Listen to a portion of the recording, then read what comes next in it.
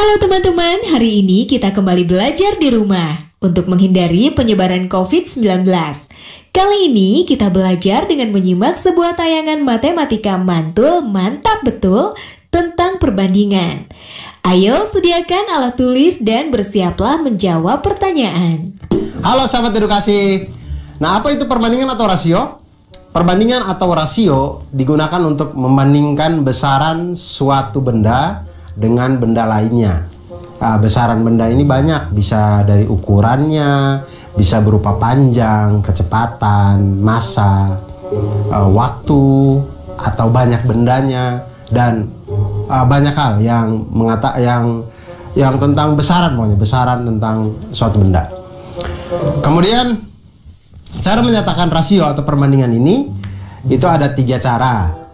Cara yang pertama itu adalah dengan bentuk pecahan, semisal 2/3, pecahan 3/4, atau 5/8, dan seterusnya gitu. Lalu kedua, bisa dinyatakan dengan dua bilangan yang dipisahkan oleh titik 2. Misalnya kita lihat ada 2/3 tadi, bisa kita tulis menjadi 2/3. 2.2 kemudian 3, kemudian 5.2, kemudian 6, 5/6, dan seterusnya. Kemudian yang ketiga, bisa dinyatakan dengan dua bilangan yang dipisahkan oleh kata dari. Dipisahkan dengan kata dari. Jadi kalau 2/3 bisa disebut dengan 2/3. Atau biasa lihat di iklan-iklannya ada yang ternyata 9 dari 10 wanita menggunakan sampo ini, gitu-gitu. Nah, itu adalah kalimat-kalimat perbandingan. Nah, sekarang mari kita lihat teman-teman yang tadi yang sudah menghitung sekolahnya itu 150 orang. Berapa sih yang disurvei? Mereka mensurvei 540 siswa yang ada di sekolahnya. Mana yang lebih berapa banyak yang membaca berita dari mading dan berapa banyak yang lebih suka dari broadcast message. Dan di situ didapatlah ternyata 324 siswa memilih lebih suka membaca dari broadcast message. Kemudian 216 siswa memilih lebih suka membaca dari mading. Nah, kemudian guru pembimbingnya itu meminta untuk diberikan laporan dalam bentuk perbandingan, karena kalau bilangan-bilangan ini langsung diberikan terlalu besar gitu. Jadi maunya disederhanakan dalam bentuk perbandingan atau rasio. Nah, bagaimana caranya? Caranya adalah seperti kita mulai, diketahui 540 siswa yang disurvei, 324 broadcast message, 216 memilih mading. Maka perbandingannya adalah kita bandingkan langsung jumlah siswa yang memilih broadcast dibanding dengan jumlah mahasiswa yang mengikuti survei. Maka didapatlah 324 dibagi 540 sama dengan 3/5. Jadi rasio 3 dari 5 siswa menyatakan bahwa 3 dari setiap 5 siswa yang mengikuti survei itu memilih untuk membaca berita dari broadcast message.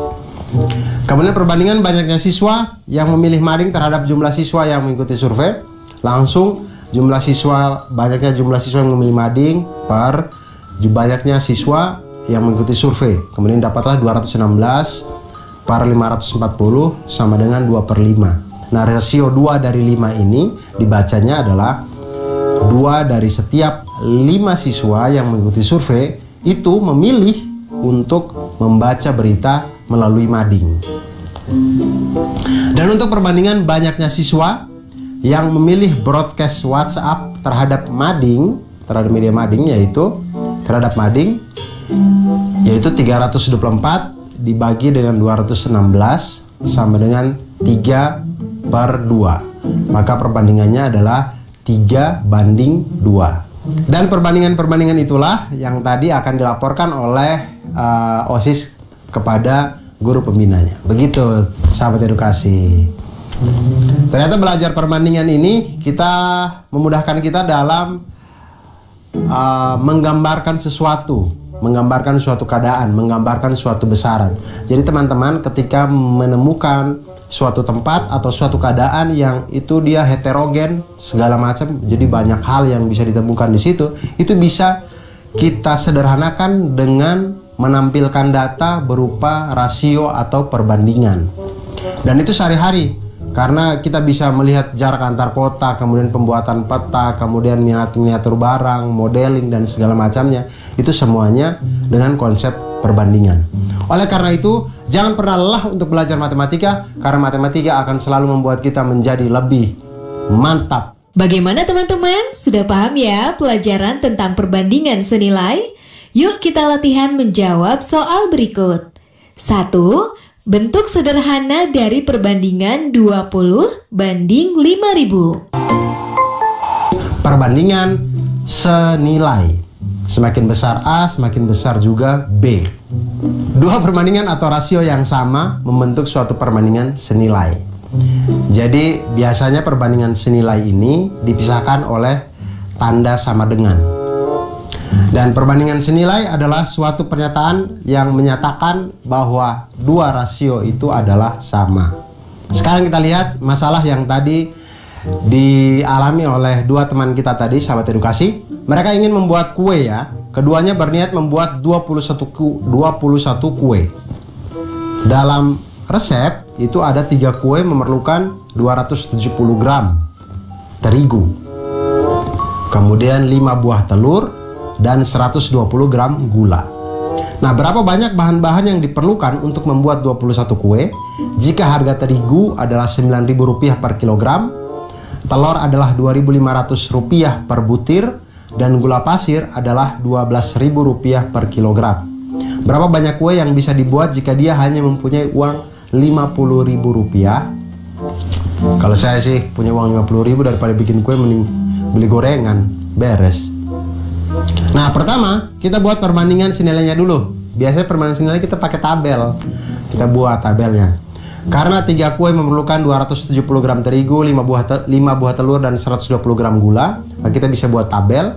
Tabelnya menjadi kue 3, kemudian terigu 270, telur 5, gula 120. Nah, masalah selanjutnya adalah, lalu untuk 21 kue, itu kita misalkan terigunya adalah X, kemudian telurnya adalah Y, dan gulanya adalah Z. Kenapa begitu? Ya namanya juga matematika. Matematika itu yang begitu, kita harus misalkan. Kita misalkan karena kita belum tahu. Nah, sekarang dari tabel yang sudah kita misalkan tadi, kita sekarang bisa menghitung dengan perbandingan senilai. Hitungan pertama untuk terigu misalkan, maka terigu itu kita dapat dengan membuat perbandingan 3/21 sama dengan 270 per X. Dikali silang, di situ 3X sama dengan 270 kali 21. Kemudian 3X sama dengan 5.670. X sama dengan kedua ruas dikali dengan sepertiga. X sama dengan 5.670 per 3. X sama dengan 1.890. Maka terigu yang dibutuhkan untuk 21 kue adalah 1.890 gram terigu. Dan yang kedua, telur. Sama dengan perbandingan senilai, kita pakai data yang di tabel tadi. Perbandingannya kita dapat 3/21 sama dengan 5 per Y. Dikali silang, 3Y sama dengan 5 kali 21, 3Y sama dengan 105. Kemudian kedua ruas kita kali dengan sepertiga, Y sama dengan 105 per 3, Y sama dengan 35. Nah, jadi telur yang dibutuhkan untuk membuat 21 kue itu adalah 35 butir telur. Dan yang berikutnya, hal yang sama kita lakukan kepada gula. Kita ambil perbandingannya 3/21 sama dengan 120 per Z. 3Z kita kali silang, 3Z sama dengan 120 kali 21. 3Z sama dengan 2.520. Kemudian kedua ruas kita kali dengan sepertiga, maka Z sama dengan 2.520 per 3. Z sama dengan 840. Nah, jadi gula yang dibutuhkan untuk membuat 21 kue itu adalah 840 gram gula. Jadi tabel yang tadi bisa kita lengkapi, dan kita lihat semakin banyak kue, maka bahan-bahannya juga semakin banyak. Nah, inilah yang menunjukkan bahwa ini adalah perbandingan senilai. Nah, jadi kita lihat tadi harga telur, harga terigu, dan harga gula itu sudah ada diketahui. Kita lihat untuk 3 kue ternyata memerlukan uang 270 gram terigu kita rubah ke kilogram menjadi 0,27 kilogram dikali dengan Rp9.000 per kilogram. Dihasilkanlah di situ Rp2.430 per kilogram untuk 3 kue untuk bahan terigu. Kemudian telur ada 5 butir, 5 kali Rp2.500 sama dengan Rp12.500 per Rp2.500 per 5 butir telur tadi. Kemudian gula itu ada 120 gram, kita rubah ke kilogram menjadi 0,12 dikali dengan Rp12.000 sama dengan Rp1.440. Jadi jumlah uang yang dibutuhkan untuk membuat 3 kue itu adalah terigu 2.430, telur 12.500, dan gula 1.440 sama dengan 16.370 untuk 3 kue. 3 kue hampir 17.000. Lebih murah gorengan memang sebenarnya. Kemudian kita lihat perbandingannya sekarang 50.000 tadi untuk dapat berapa kue ya. Jadi 3 kue itu senilai 16.370. Maka berapakah X kue sehingga dia mendapatkan Rp50.000? Kita buat perbandingan senilai. Di situ 3 per X sama dengan 3 per X sama dengan 16.370 per 50.000. Maka dikali silang X sama dengan 50.000 kali 3 dibagi 16.370 sama dengan 9,16. Jadi dengan uang Rp50.000 itu bisa untuk mendapatkan kurang lebih 9 kue. Dengan sisa tepungnya sedikit ya, pokoknya dapatnya 9 kue. Ternyata membuat kue itu memerlukan bahan yang banyak untuk mendapatkan kue yang banyak.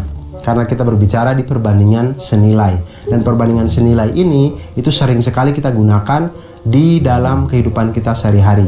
Oleh karena itu sahabat edukasi, jangan pernah menyerah untuk belajar matematika, jangan pernah lelah untuk belajar matematika, karena matematika itu membuat hidup kita menjadi lebih mantul, manfaat, betul. Bagaimana teman-teman? Sudah paham ya pelajaran tentang perbandingan senilai? Yuk kita latihan menjawab soal berikut. Sebuah mobil memerlukan 6 liter bensin untuk menempuh jarak 48 km. Jika mobil itu ingin menempuh jarak 240 km, maka bensin yang diperlukan adalah perbandingan berbalik nilai. Nah, apa bedanya perbandingan berbalik nilai dengan perbandingan senilai? Perbandingan senilai itu tadi seperti yang saya jelaskan, sahabat edukasi, bahwa perbandingan senilai itu ketika sisi yang satu semakin besar, maka sisi yang satunya juga akan makin besar.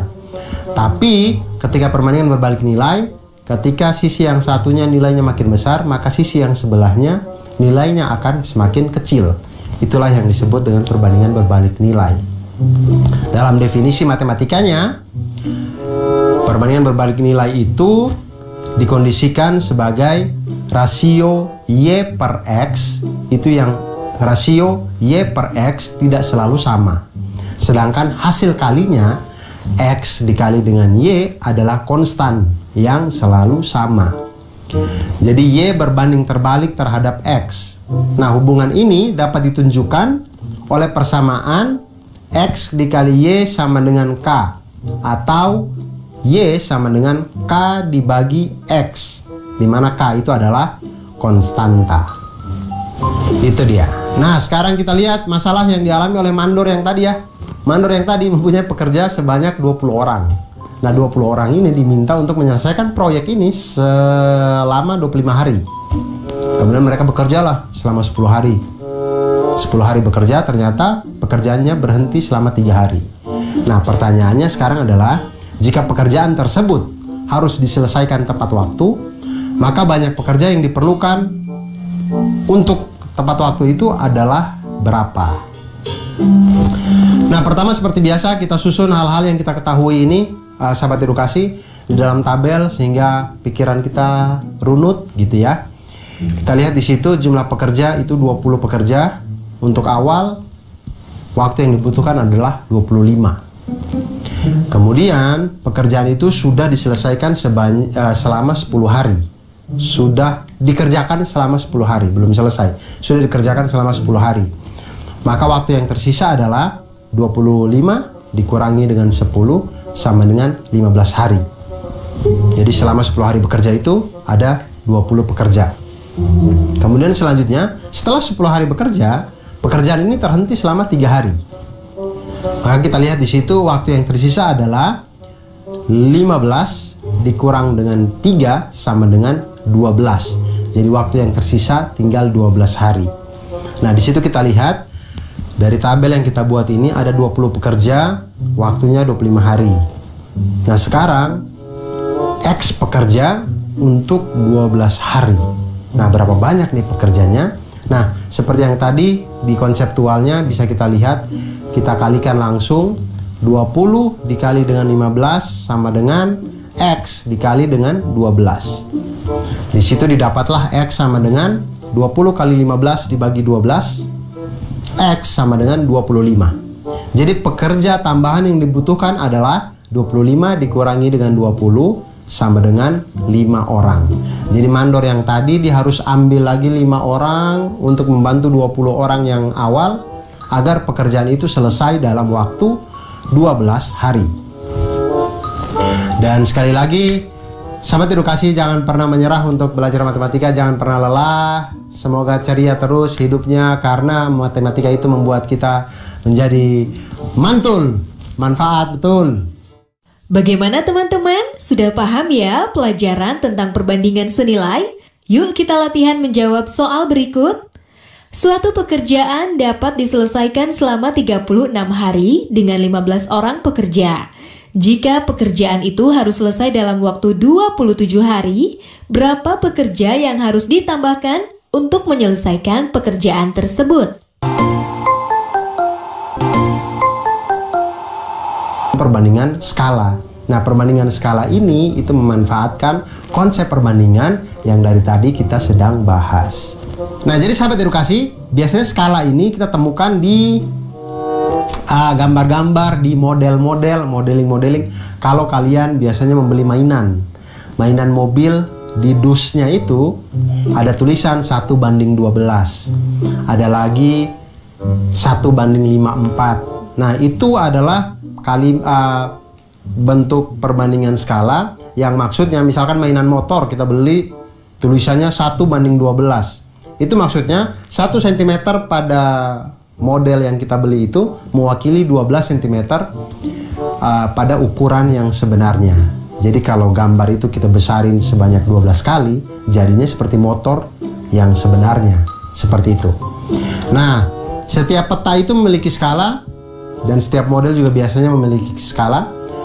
Tidak hanya peta, ada denah, ada miniatur kendaraan, maket, dan banyak lagi benda lainnya menggunakan skala.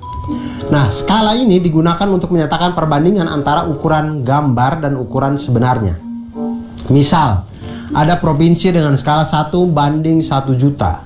Itu artinya 1 cm pada peta itu mewakili 1 juta cm pada jarak sebenarnya. Nah, skala peta itu didapat dari skala peta sama dengan jarak pada peta dibagi jarak sebenarnya. Nah, sekarang kita lihat masalahnya yang tadi. Ketika dia menghitung Bandung 3 cm segini, dia bilang. Canggih emang anak-anak sekarang 3 cm ya. Nah, hal-hal yang kita dapat dari hitung skala cm-cm ini, itu bisa kita tahu jarak sebenarnya dengan menggunakan perbandingan skala. Tadi kita lihat jalur yang mereka pilih. Petanya itu punya skala 1:2.500.000. Kemudian pada peta tersebut, jarak kota A ke kota P, ya kita simbolkan saja ya tadi Bandung ke Cimahi apa Sukabumi apa tadi ya. Kota A ke kota P itu ada 3 cm. Kemudian kota P ke kota B itu sama dengan 6 cm. Kemudian kota A ke kota Q itu 3 cm. Kemudian kota Q ke kota B sama dengan 4 cm. Kemudian pertanyaannya adalah berapakah selisih jarak tempuh yang dilalui Ali dan Adi? Karena ada 2 jalur, Adi itu memilih berkendara dari kota A ke kota B melalui kota P, dan Ali memilih berkendara dari kota A ke kota B melalui kota Q. Nah, disinilah kita hitung bersama. Untuk yang pertama, kita lihat Adi. Adi dia dari kota A ke kota kota A ke kota B melalui P. Kita lihat jarak kota A ke kota P itu 3 cm, maka 3 kali jarak sebenarnya adalah 3 kali 2.500.000 sama dengan 7.500.000 cm jarak sebenarnya, maka itu menjadi 75 km. Kemudian jarak kota P ke kota B. A ke P dulu, baru P ke B. Jarak dari P ke B itu adalah 6 cm, maka jarak sebenarnya adalah 6 kali 2.500.000 sama dengan 15 juta cm atau sama dengan 150 km pada jarak sebenarnya. Jadi jarak sebenarnya dari kota A ke kota B melalui P itu sama dengan 75 km ditambah dengan 150 km sama dengan 225 km. Nah, sekarang kita lihat teman yang satunya berangkat dari kota A ke kota B melalui kota Q. Nah, kita lihat sekarang jarak dari kota A ke kota Q itu adalah 3 cm pada peta. Maka jarak sebenarnya adalah 3 cm dikali dengan 2.500.000 cm sama dengan 7.500.000 cm atau sama dengan 75 km. Tampaknya sama dengan jarak dari A ke P tadi ya. Kemudian jarak kota Q ke kota B itu adalah 4 cm pada peta. Maka jarak sebenarnya adalah 4 cm dikali dengan 2.500.000 cm sama dengan 10 juta cm atau sama dengan 100 km. Maka jarak sebenarnya dari kota A ke kota B melalui kota Q sama dengan 75 km ditambah dengan 100 km sama dengan 175 km. Jadi selisih jarak yang ditempuh oleh dua teman ini adalah 225 km dikurangi dengan 175 km sama dengan 50 km. Jadi ternyata lebih dekat kalau kita melalui kota Q. Tapi siapa yang sampai lebih duluan?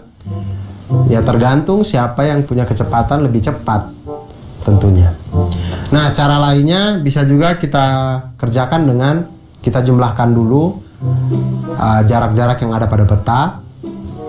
Misalkan teman yang pertama adalah kota A ke P, kemudian baru ke B. Itu menjadi 3 tambah 6 sama dengan 9 cm. Kemudian teman yang kedua dari A ke Q, kemudian Q ke B, itu mendapatkan 3 ditambah dengan 4 sama dengan 7 cm. Kemudian selisih jarak keduanya menjadi 9 dikurang 7 sama dengan 2 cm. Selisih jarak mereka pada peta. Nah, kemudian selisih jaraknya ini, 2 cm nya ini, kita hitung selisih sebenarnya. Maka 2 cm dikali dengan 2.500.000 cm sama dengan 5 juta cm sama dengan 50 km. Ternyata cara yang ini lebih cepat ya. Bagaimana teman-teman? Sudah paham ya pelajaran tentang perbandingan senilai? Yuk kita latihan menjawab soal berikut. Sebuah peta memiliki skala 1 juta banding 4.500.000. Jarak kota A dan B pada peta adalah 60 cm. Jarak sebenarnya antara kota A dan B adalah... Oh iya, jangan lupa untuk tetap belajar di rumah ya, dan jaga kesehatan dengan rajin mencuci tangan serta makan makanan yang bergizi. Sampai jumpa!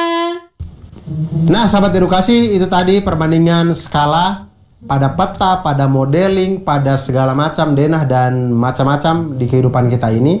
Akhir kata, jangan pernah lelah untuk belajar matematika, jangan pernah menyerah. Terus ceria, terus semangat untuk belajar matematika, karena dengan matematika membuat hidup kita menjadi lebih mantul. Manfaat, betul.